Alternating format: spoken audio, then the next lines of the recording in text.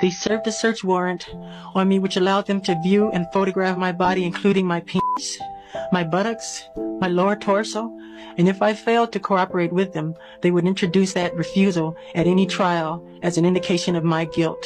I'm Micheal Jackson, the most successful artist in history, certified by Guinness, over 400 million records sold, but I died in a rented house. Fire paramedic 33, what is your emergency? Yes, sir. I need an ambulance as soon as possible, sir. We have a gentleman here that needs help. He's not breathing. Trying to pump him, but he's not. Okay. How old is he? He's 50 years old, sir. My body covered in injection marks.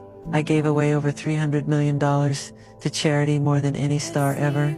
But I was accused twice. People claimed I did terrible things to kids. Even my own brother doubted me on live TV. I used Thriller to break the color barrier on mainstream TV. But I was called America's dumbest celebrity 4 years in a row. I grew up in applause, but I died in rumors. Since I was 5, I didn't belong to myself. Before I even knew what a mic was, my father pushed me on stage. He saw me as a money machine. As a kid, classmates mocked my nose and my dark skin. That's when I started fearing my own face. Maybe that's when I started changing it, just to feel loved. At 20, I finally had one moment of my own. In 1982, I released Thriller.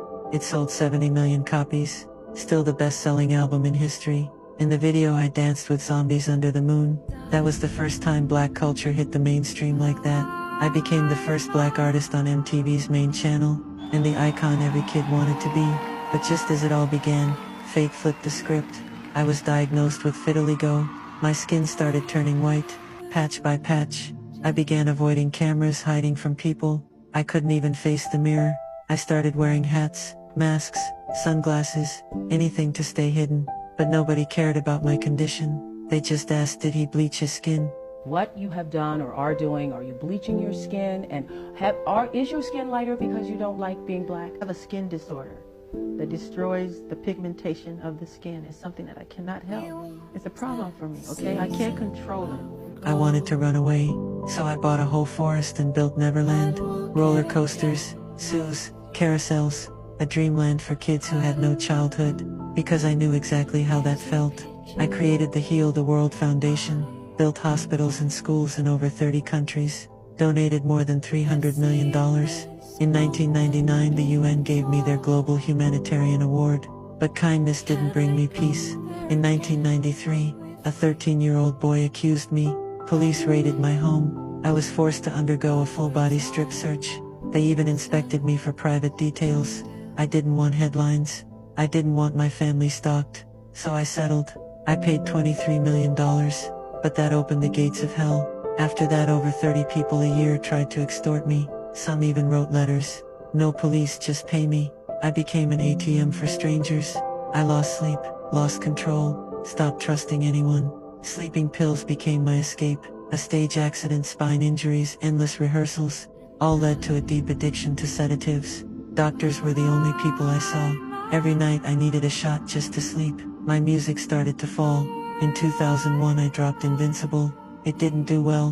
My label lost faith. Sponsors backed out. I had to sell Neverland. By 2009 I was $500 million in debt, but I couldn't quit. I announced a comeback, this is it. Tickets sold out in hours.